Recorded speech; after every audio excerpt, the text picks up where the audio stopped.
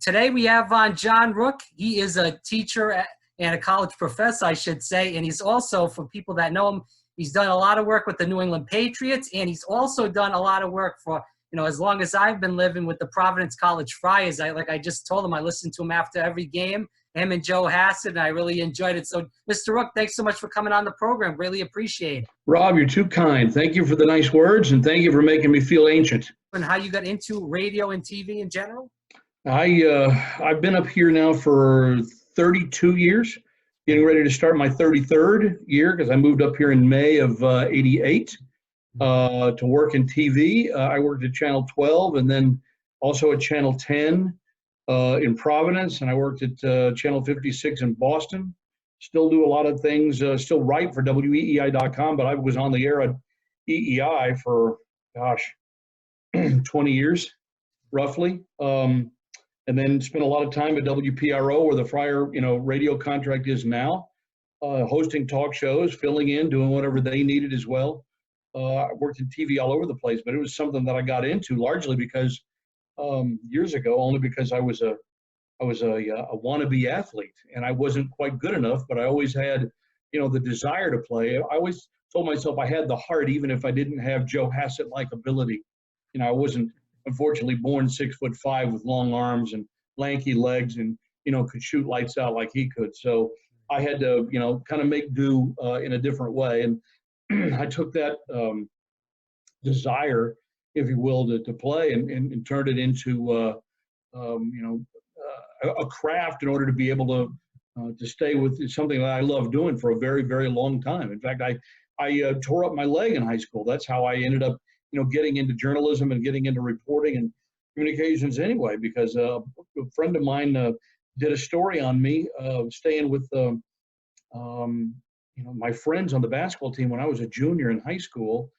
I converted to a trainer because my coach didn't have anybody as a trainer that year. So, excuse me, I took, took lessons and really learning how to wrap knees and ankles and, wrists and all that stuff. And guy came and did a story on me for the school newspaper, and about a week after that, he turned me into a big man on campus, and I thought that was the coolest thing ever.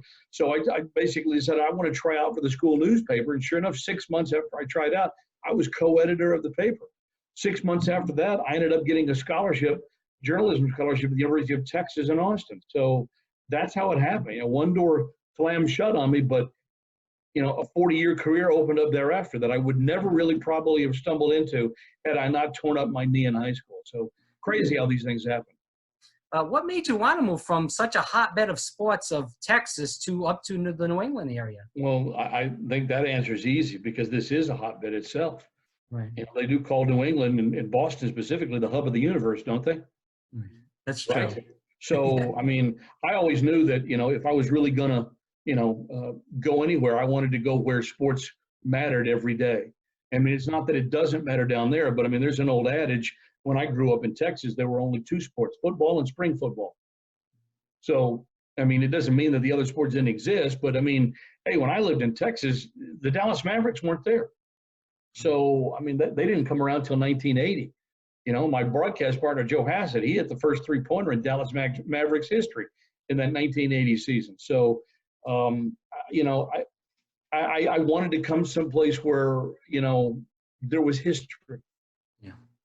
And I knew that, when I had the opportunity to move up to New England back in the late 80s, that was something I wanted to take advantage of. Like I said, 32, going on 33 years now, but I didn't think I'd stay here that long. But, I enjoyed it. I loved it. I liked jumping into it. I liked the passion, appreciated the passion. And so I never saw the need to leave.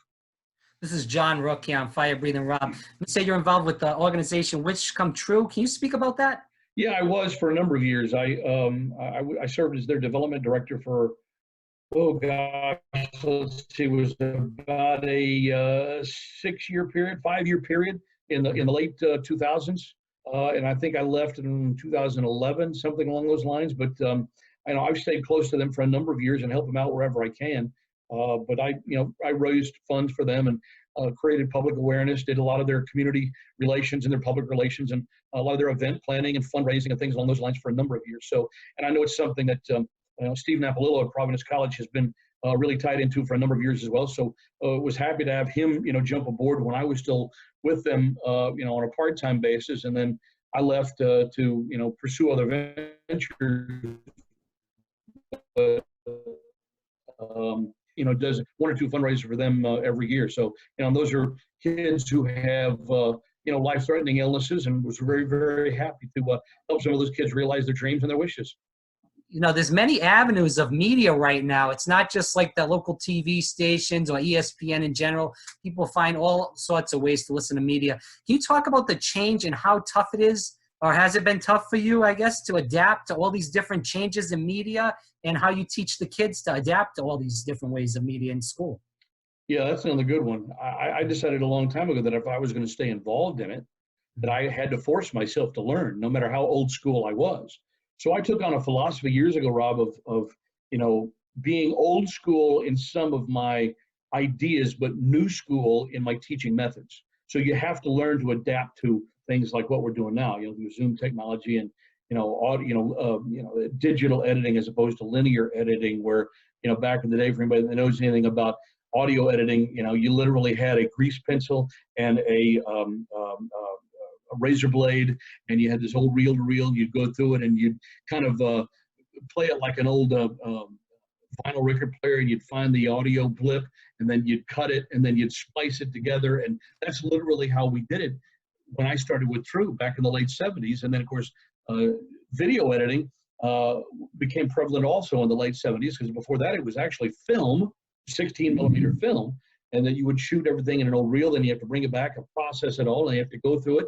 And again, you'd have to splice it and edit it and put it together for the reel that would make the 6 or the 11 o'clock news that night. Video editing became more prevalent with the advent of 3/4-inch videotape in probably about the late 70s, like 76, 77, 78. And when I got my first job in the industry in 1980, 81, it was still 3/4-inch tape. So there was nothing that you cut and splice, but it was something that you had to learn how to digitally manufacture. And so that really started it. And then the industry has shrunken to the point now where everything, you don't use videotape anymore. Everything is on a microchip now. And so it's all digitally enhanced, where you can use a laptop, computer with a video program. You plug the chip in, and boom, whatever you shot is on there. And then you learn how to edit it that way. And so it becomes a lot easier and a lot faster and a lot quicker. But you have to learn the technology. And so that's something that we teach, something that I had to learn myself, that I have to keep up with from time to time, to where I can turn around and I can teach it to younger broadcasters in the industry. And so you just have to learn to keep up with it. And I'll be honest, the day that I get tired of doing that will probably be the day that I move on. But at the same time, I still enjoy it. And I still like keeping up with it and knowing the technology. So as long as I can keep up with it and feel like I can stay up to date with it, I'll probably keep doing it. Right. Mr. Rooke, I want to go into PC. We saw that the coronavirus has disrupted the whole world in general, and obviously sports, what we're talking about right now. With that, we saw PC. They started out with having a tough year. There was some tough games watching this year, and I'm sure you saw them live and up close in person. But then at the end of the year, they really were on fire. They got a lot of big wins in the Big East. At the end of the year, they were really cooking, and it looked like they were going to, have a good shot at maybe winning the Big East tournament. With that said, obviously the Big East tournament, the rest of the season was canceled. How do you feel like PC would have did if they went into the Big East tournament and even maybe the NCAA tournament the way they were playing? Well, I think they were definitely in a roll. Obviously, we'll never know how they would have done. Right. I think that they could have been a second weekend team in the NCAA tournament. I definitely think they could have been. But I think we all also realize, you've been around the game long enough, that it's all about matchups. So it's all about the draw to the tournament. So whether they were a 7 seed or an 8-9 seed or a 10 seed, doesn't really matter. It's all about the matchup. I thought, 2 years ago when they were in the tournament last and they played Texas A&M in the opening round, I liked their matchup, a lot better than most did. And then, then we go and watch Texas A&M practice, and I'm like, ooh, that length is going to really be a problem.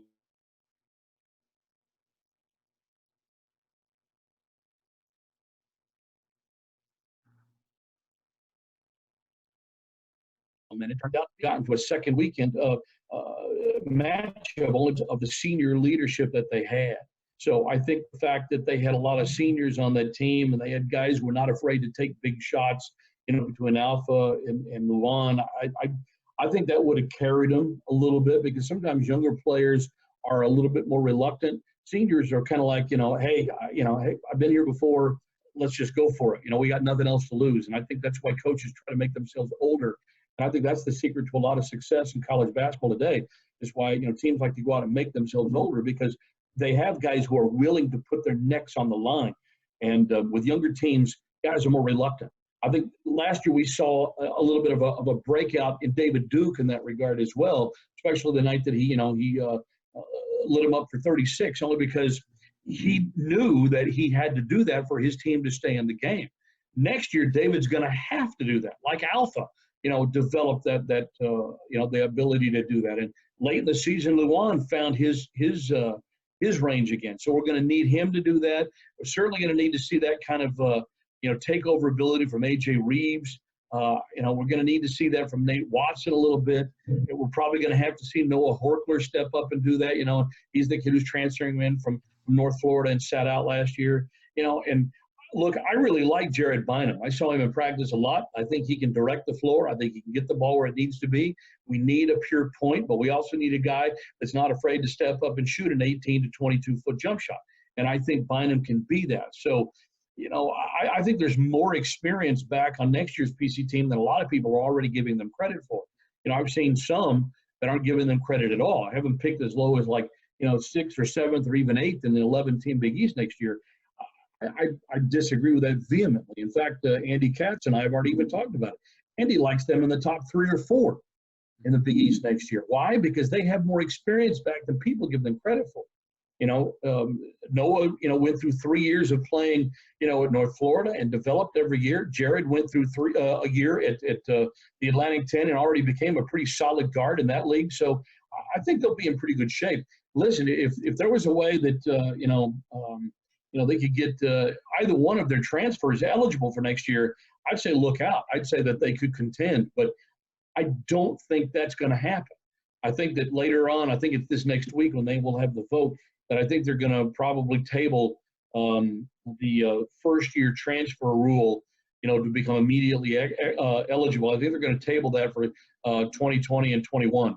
So that means that the Syracuse and the LaSalle transfers they have coming in for next year, I think they're probably going to end up having to sit out the year, which is really going to hurt. But I think they're going to be good enough to be competitive and to be NCAA tournament worthy. How do you prepare for games and knowing all the players, the statistics? Do you credit that to yourself, to both you and Joe working together, or your team? How does it all work? The one thing that you learn very quickly in this business, and that I teach my students, is that it's all about preparation. Yeah. So, people ask, well, how much do you prepare? I would say for every hour I'm on the air, I probably put 2 hours of prep behind it. Now, does that mean that I use everything that I prep for it? No, you can't. Sometimes it's like trying to stuff, a 3-pound sausage, into a 1-pound bag. You can't do it. So I would tell you, if there's a game where I prepare, fully, and I use 20 or 30% of what I prepare for, that's probably a good day. That's probably a good day. So, and by the time you get to mid-season, your team pretty well. And by the time you get to the start of the conference season, you even know most of your opponents. And certainly in the Big East, you play a two-round robin. One of the few leagues time around playing, Xavier and DePaul and Georgetown and St. John's. These guys. Plus, early in the season, when the season first starts, I'm watching every game I can. So, St. John's is on at 7 o'clock tonight. Good, I'm on. I'm going to tune in. Now this year, UConn's on. I got to watch because I need to see the Huskies play. And so I want to get to see everybody play at least one time, start to finish, before I have to broadcast them on the air. And most of the time I've seen people probably anywhere from 3 to 5 or 6 times, even if I'm watching a half, but I'm seeing them play before I broadcast their game, because it's all about, trying to educate yourself in who they have, who the personnel is, what sets do they like to run, are they up tempo, do they play zone, all this kind of stuff. So, and then when I'm on the road with the Friars, the coaches are kind enough to let me sit in on their film sections. So I sit in and I watch, their videotape with the guys, where I can see not only the other team's tendencies, but what we want to do in certain situations. It helps me recognize it on the floor to where I can create a better picture for the audience. So hopefully that's a bonus that our radio audience understands that they get when they tune in a basketball game. What was your favorite moment at PC, being in that arena and seeing so many great moments with different Friar teams? I get asked that question a lot, Rob. The two that certainly stick out for me are the two Big East championships, against Georgetown in '94 and then again, against Creighton in 2014. The other game that really stands out to me, there are two others that stand out to me. They were both in the 1997 Elite Eight run. And one of them was the second round win over Duke that put us into the Sweet 16. And the other one was the Elite Eight loss to Arizona because we came so damn close to getting to the Final Four. And I personally believe, and I've always believed, that if we had somehow beaten Arizona, we'd have been national champs in '97. I just think we had, the top, iron six, if you will, in order to be able to do that. 7 players deep on the team, the rotation would have done that. Well, obviously we'll never know, but boy, would that have been something to have played Rick Pitino's Kentucky team that year. Can you imagine? It would have been off the hook. It would have been something that, clearly we talk about the '97 team still to this day, 23 years later. Oh my God. I mean, it would have been Armageddon. So, but I think we stand at a good chance because I actually think that we matched up well because they really weren't heavy inside. I would love to have seen, Ruben Garces and Ron Mercer battle against each other. I mean, I just think the matchups favored us. And I do like Kentucky to have beaten North Carolina to get us that far. So at any rate, I mean, it's great to think about, but that Arizona game stands out, and the Duke game stands out to get us there because I'll never forget Mike Krzyzewski in the post-game interview talking about how his Duke Blue Devils had no answers for Derek Brown. And when I heard him say that, and I'm on my way out to catch the bus, right? We're ready to pull out of the arena, and I'm going through the interview room, and I got to catch the bus, right? And I heard him say there, and I remember stopping dead in my tracks. And I'm still doing work for Channel 10 at the time. And so I put the tripod down and I looked at our videographer and I said, why are we not rolling on this? He said, we're going to catch the bus. We're going to catch the bus. I said, roll on this. And so he ran over to the mult box and he plugged in and he's holding it, right? And I said, we got to get this. And sure enough, it was amazing. He's like, we had no answers for Derek Brown. I mean, the guy went for, 32 and 10 that day. And we couldn't keep him off the boards. We couldn't shut him down. And I'm just like, oh, my God, that's just like Mike freaking Krzyzewski is saying that about a PC guy, So that really stands out. And, of course, God had his way with Steve Wojciechowski that day. And, and Wojo knows it to this day. That's the one guy that he shut down a lot of guys in his college career, but he could not match with Sham. And so I just always thought that if we somehow got to that championship, to the Final Four, I think we would have smacked some heads. And I think that, karma would have been on our side. But unfortunately, we couldn't get by Jason Terry in Arizona. So, but those games really stand out as some of the biggest that I've ever been a part of. Last question. I want to talk about the Patriots. I know you have a lot of dealings with the Patriots. We know Tom Brady's left, and Gronk is also in Tampa Bay now too. Two big Patriot stars. My question is, with that said, what do you think's next for the Patriots? Yeah, this will be year 29 for me with the Patriots. So, as their stadium voice. And, Tom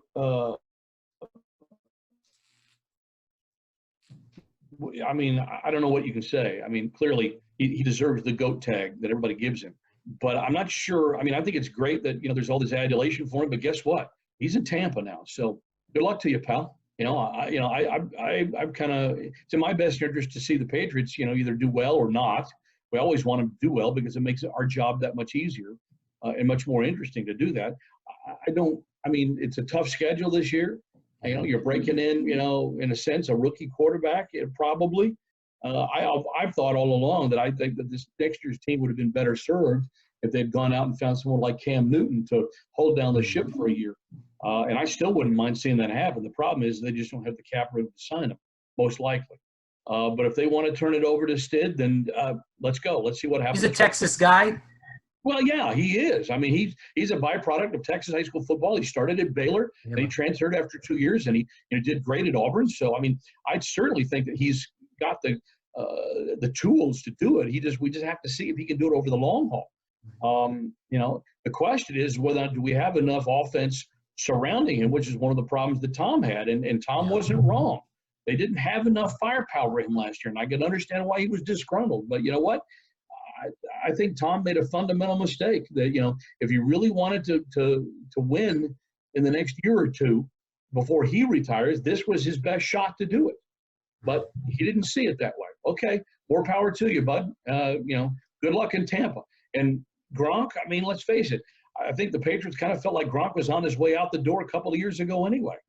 So, I mean, if Gronk can, gear it up back for another year, that's fantastic. Will I watch? I'll probably watch just because if they, most of the games, it's like week 15, I think, before they play at the same time against each other. I'll probably watch. But honestly, am I going to be like hanging on? No, I'm not going to be. I'm a Patriot. I work for the New England Patriots. My paycheck is signed by the New England Patriots. I'm a fan of the New England Patriots. So I think I'll be, vested in what the Patriots have to do and what they'll need to do in order to be successful. And I wish those guys luck. But guess what? If we step onto the field with them, I'm going to want to kick their butt just like everybody else wants to.